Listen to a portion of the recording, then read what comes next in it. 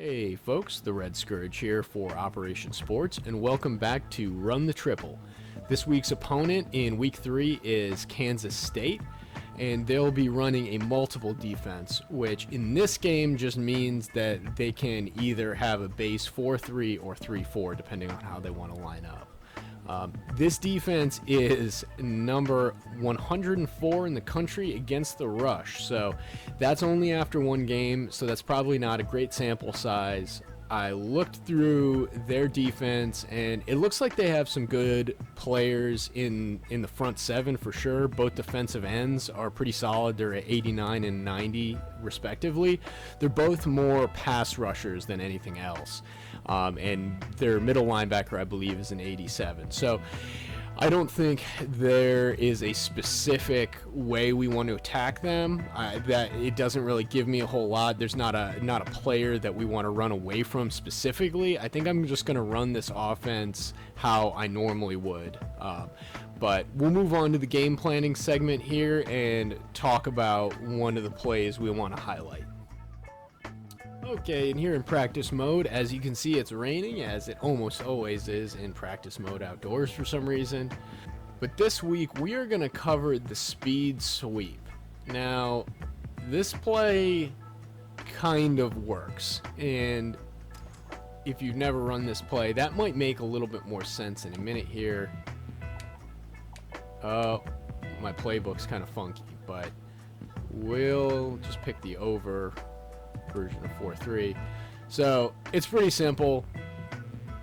Your Z-back gets the ball on a sweep and tries to take it to the outside. Now, when I say it kind of works, let's run it here.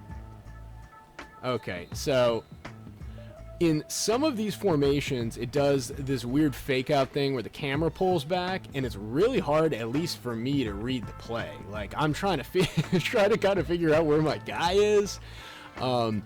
And that doesn't happen in all the different formations. This is just flexbone normal. We'll try it again here, and oh, I thought I had a seam. So let's find a version of this play that doesn't have that.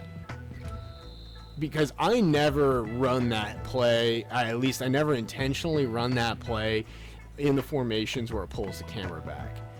We'll just go ahead and run really the only version I ever run, and it's in flexbone tackle over. So you've got an extra lineman where your tight end might normally be lined up, and you have both receivers on the same side of the formation. And I don't know if it's just because you have the extra lineman to block. I do not know what's going on with the playbook here, but it should be fine in game. Just go random play. I don't know if it's just because you have an extra lineman to block here, but he seems to seal the edge better than most other iterations of this play. So let's try it. Yeah, so that play actually worked properly. We'll check out the replay really briefly, and if the edge doesn't get sealed, this play's done. So yeah, you get a quick double team on the edge there, and then he moves up to the second level. So that play worked pretty well. I historically have never really run this play running the flexbone because I don't trust it. An offense like this, you might be getting 2 to 3 yards a carry sometimes if you're not breaking off big runs, or if the defense is playing it well.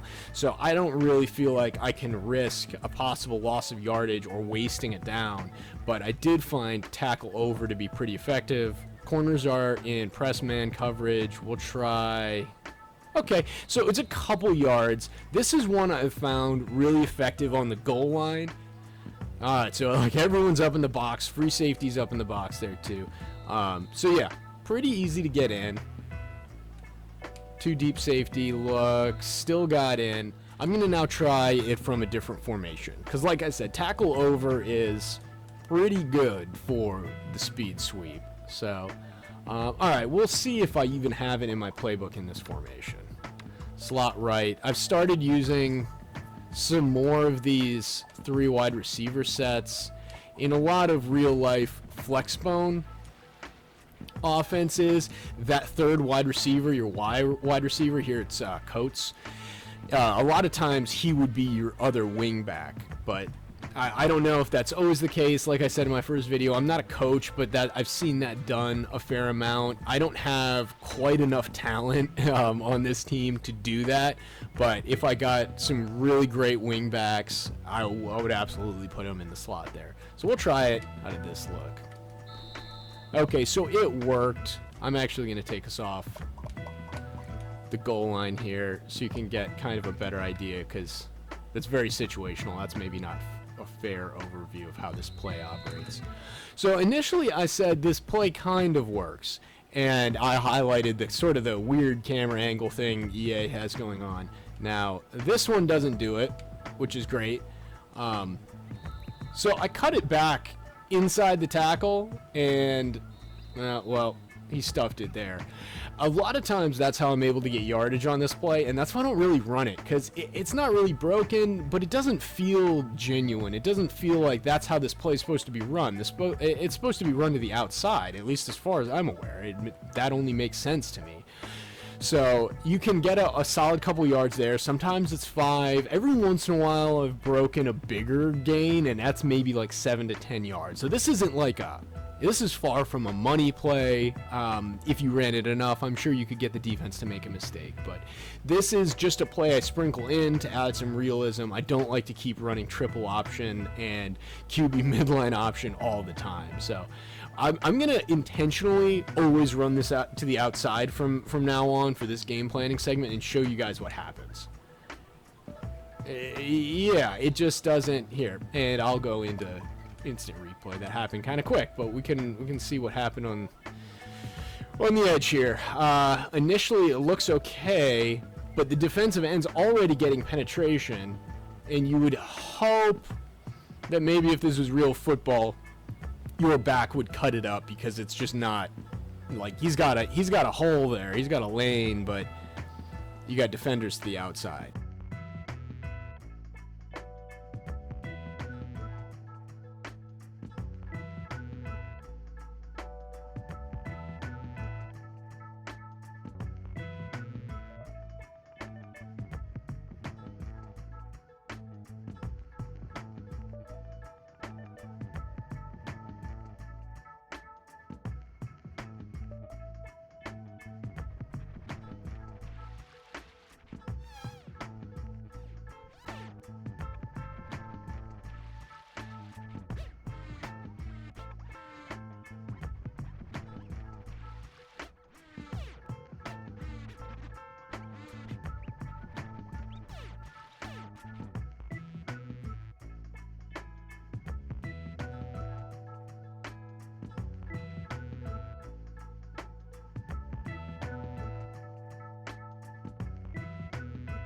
So let's try running this out of wing bone. My experience with this one is it doesn't operate that much differently, but the Z-back is shifted into the backfield more. So I don't know, it might change it up. Let's try different. Let's try under. The CPU rarely comes out in sort of 4-3 normal, 4-3 stack. And, I mean, that's not a great setup. We'll try shifting this to the other side, because that's a better look.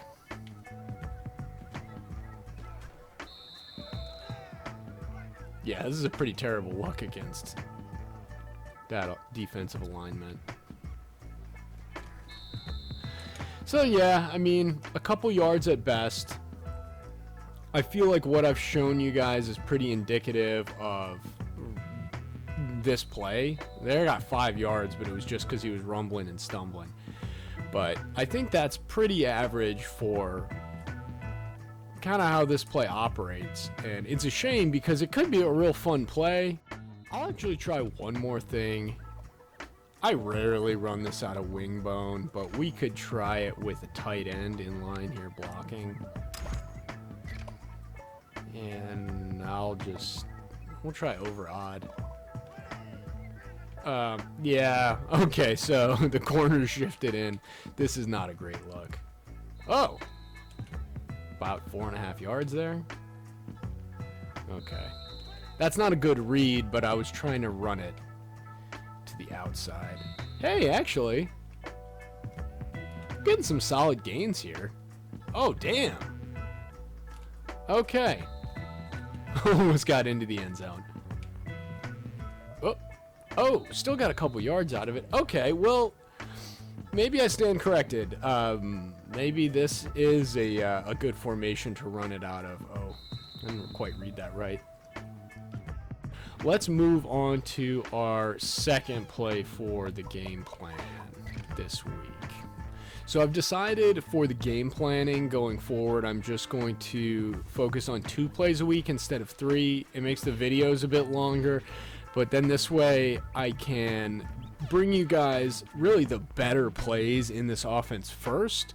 I'm hoping that the series will be long enough where I can really cover all the plays, because there's some plays in this system in this game that do not work, and we'll get there, and I think it's going to be a fun ride because they're plays I rarely call, and maybe there are situations we'll be able to use them, and we'll kind of figure that out as we go. But I'm just rambling now, so let's pick our second play. And we did a run play. Let's go with a pass play.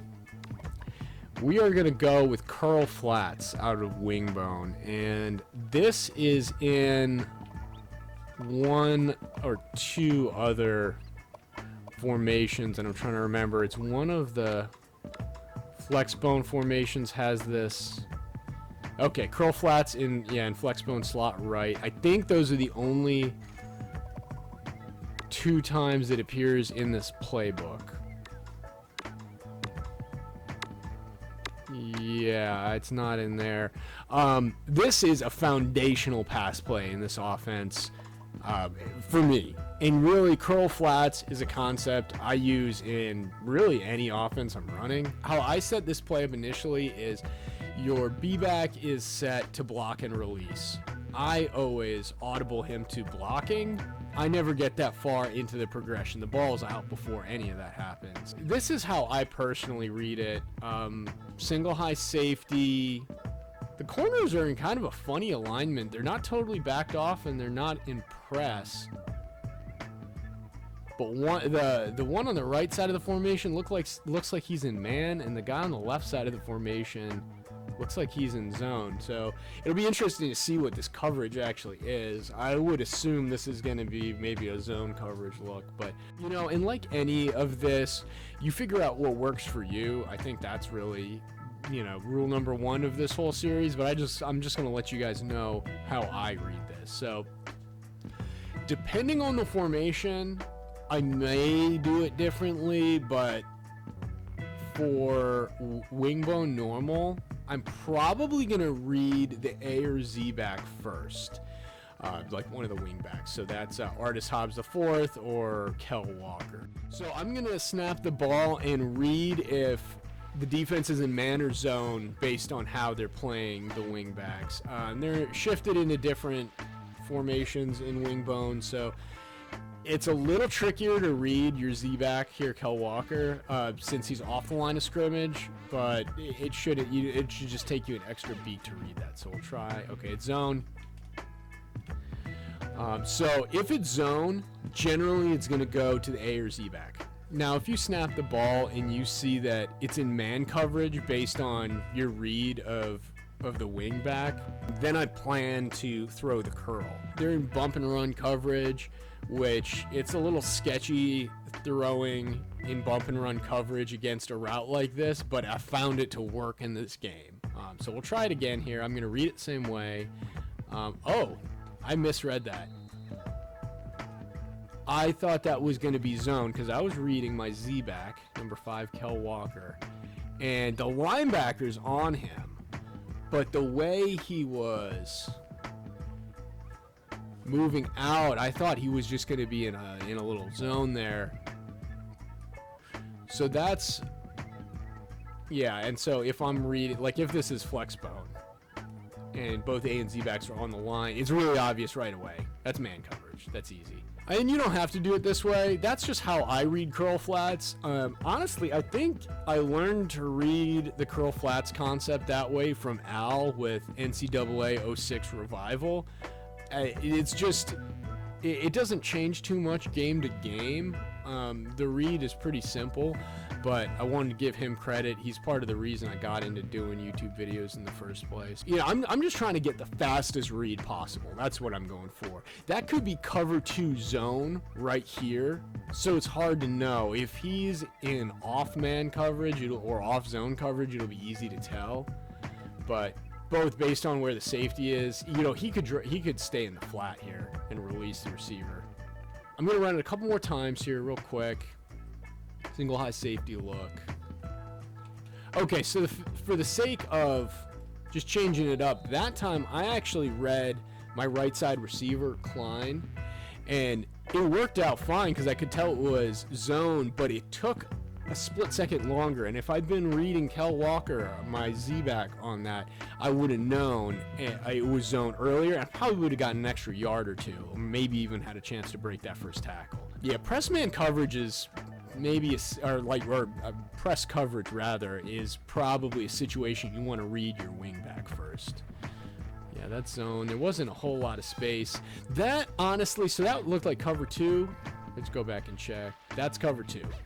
So, cover 2 is a situation where, depending on how gutsy you're feeling, you might be able to get it into your receiver here, because the safety's going to go over the top. In cover 2, that hole between the corner and safety, as Tony Romo calls it, the turkey hole. Let's see if we can get a couple different coverages. That was zone, but I don't know exactly what. It wasn't quite cover 4, maybe.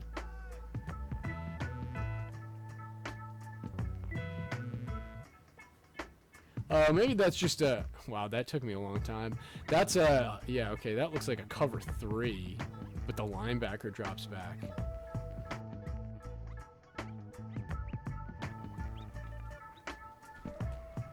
Okay. So you've gotten some really good examples of it against zone coverage. There's man. Okay. There we go. Depending on how the defense lines up, I might motion this guy out. And if I'm on the right side of the field, I might put him in this route. I don't actually know what this is called. But it gives him a little bit more space if it's man coverage. Because if he was just to run in the flat... But if he's just going to run in the flat, yeah, that maybe, man. Yeah, there's not a lot of room. So that's something you can do. Alrighty, guys. Well, I will see you in week 3 against Kansas State. And hopefully we're a little bit more successful than we were against Boise State, because I did not play that game very well.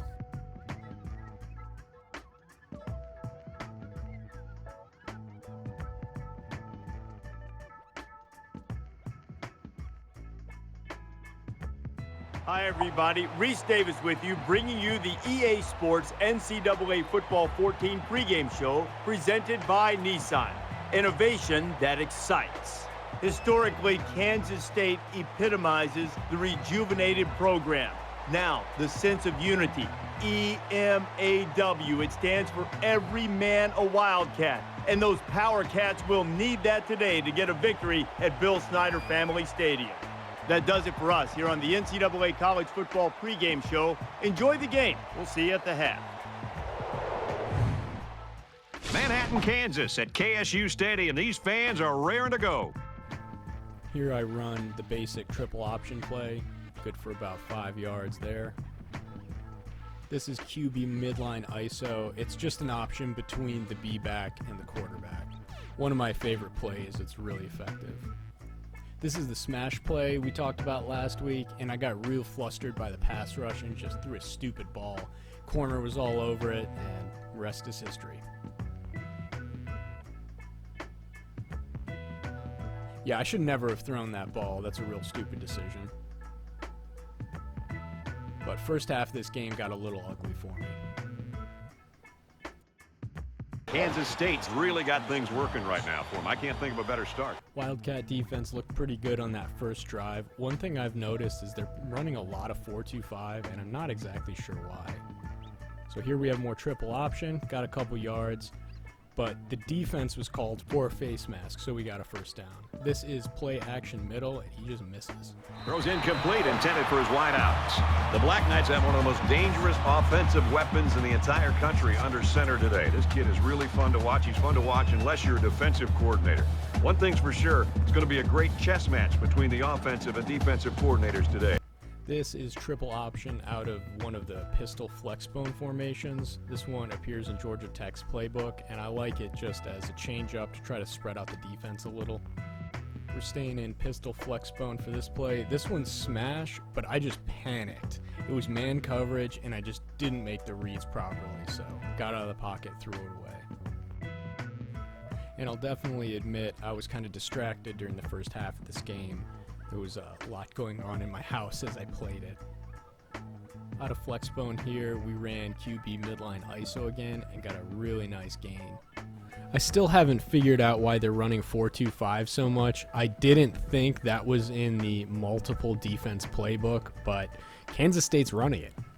4-2-5 can be a funky defensive formation to run this offense against just because you have defenders in kind of odd groupings and a lot of guys in the box, but so far the options work pretty well. With this offense, I like to run it about 60 to 70% of the time if I can. Here we go with the trap option. This can be a really great play when it's blocked up correctly, but sometimes that's a little bit dicey. But here we get a good gain for a touchdown. I'll most likely be covering that play next week. It's a bit like a counter play. You have your wingback going in motion like it's triple option, and then you turn around and run the option in the opposite direction. So I'm set up in flexbone tackle over, and I'd originally come out in QB midline ISO, but they were stacking the box, so I had to audible out of it. And so I was just messing around with different plays in that formation, and I ran out of time and I had to snap the ball. It was a pretty bad play. Speaking of bad plays, I got another one for you. The defensive end just comes totally unblocked for the sack here. That was a smash pass play. Luckily, that's not a safety. For whatever reason, they called it down on the 3-yard line, although it probably should have been the 2 or the 1. And here we're real backed up. And it's beginning to look like it may be one of those games for me. I really thought I had my slot man over the middle, but that linebacker got up and picked that ball off.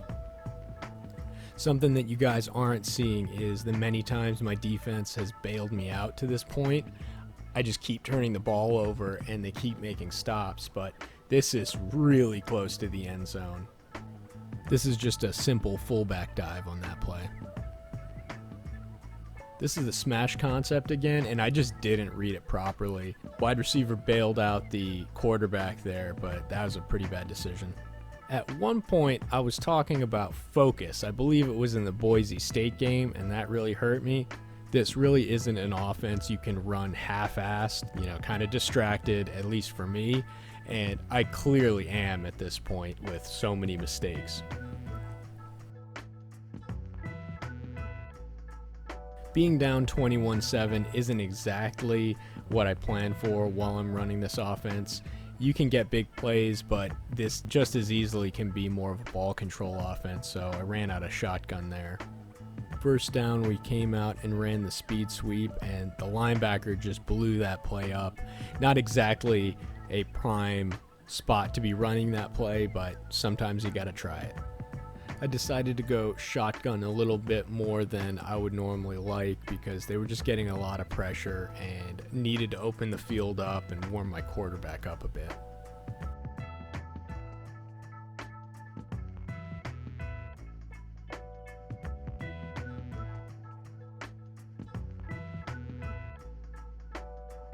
Offense lines up out of the wing bone this time and runs triple option, and this thing just worked perfectly.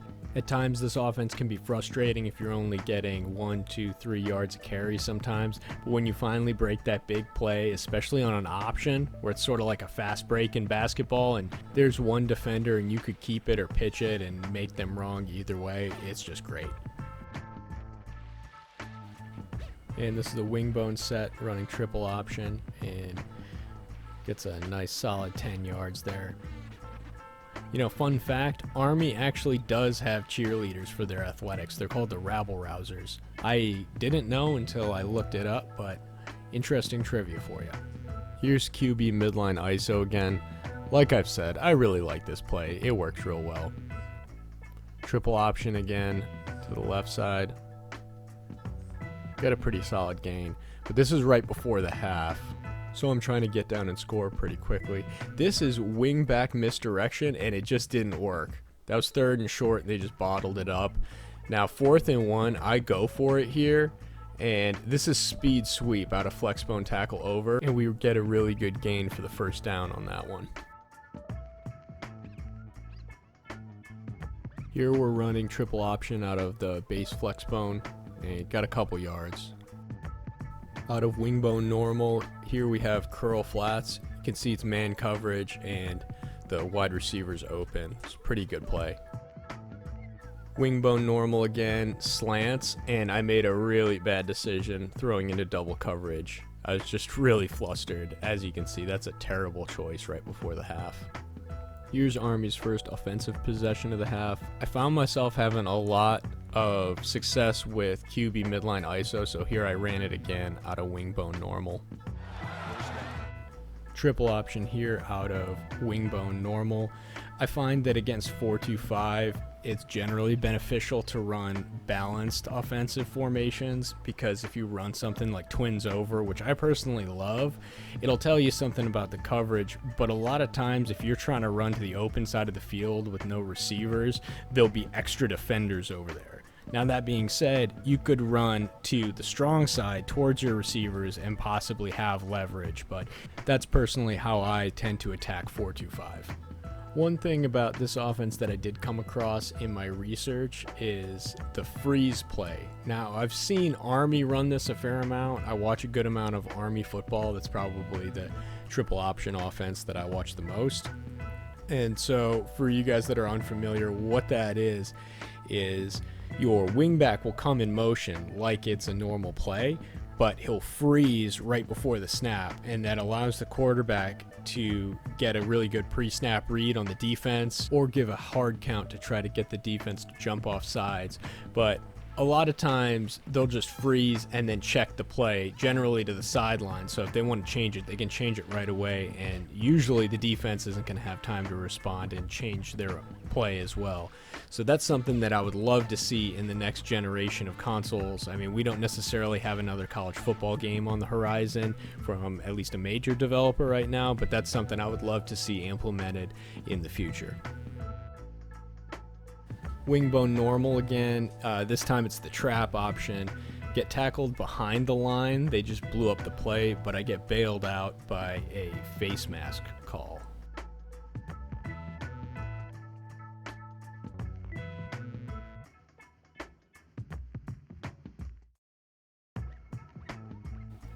This is the curl flats play we talked about pregame.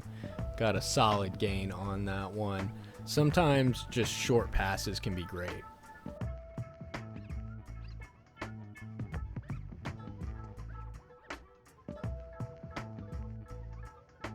You know that saying, get your keys out, because we're on a drive? This offense right now is on a drive. I mean, this is their third first down. QB midline ISO again, this time out of flexbone normal, and my QB just trips over the lineman. Not a whole lot you can do about that. Out of flexbone normal, this is 60 go. It's actually a run and shoot play, but I accidentally airmailed the ball, but he came down with it.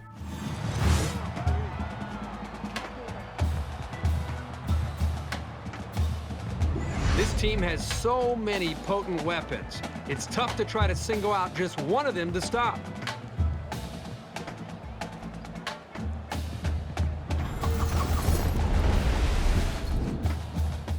I love the competitive spirit that we're seeing out on this field today. It looks like one team has the upper hand, and then the other comes right back in to be able to regain the lead. It's going to be an exciting finish. Flexbone triple option again here. Give it to the B-back, Sandon McCoy. Solid gain. Here is actually a fullback option, and I kept it with the quarterback. That one can be a little bit tough to run successfully. This 3rd and 3 play is a good example of what I was talking about with twins over type formations where you have 2 receivers on the same side. I came out to try to run away essentially from the defense, but they had extra defenders lined up over there, and so I had to audible into a normal set, and it wasn't because of that, but the play just didn't work. Z-back Kel Walker takes the triple option pitch on this one and makes the most of it.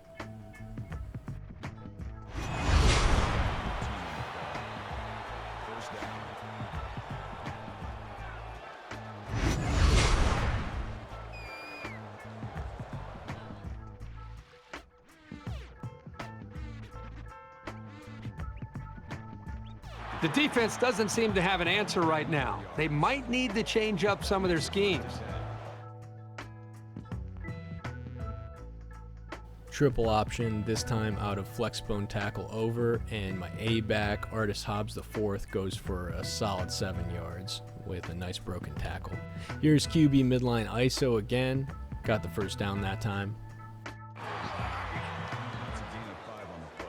This is fullback trap out of flex bone tackle over. It's a basic trap play with a pulling guard. Just has a little bit of window dressing with your A-back in motion. He made a great move to get into the end zone. There's a perfect play call. They looked like they practiced that one a few times. Right after I scored, the Kansas State offense turned the ball over trying to come back from behind. Now we're just running out the clock, up 35-31. Yeah, the defense knew that this offense was trying to work the clock. When you want to work the clock, you're going to run the football. Puts a lot of pressure on the offensive line. QB midline ISO again. And this play is a really good demonstration of how deadly it can be. I really wasn't trying to run up the score or pad any stats, but the defense still had all 3 of their timeouts, and I knew they'd use them. Touchdown.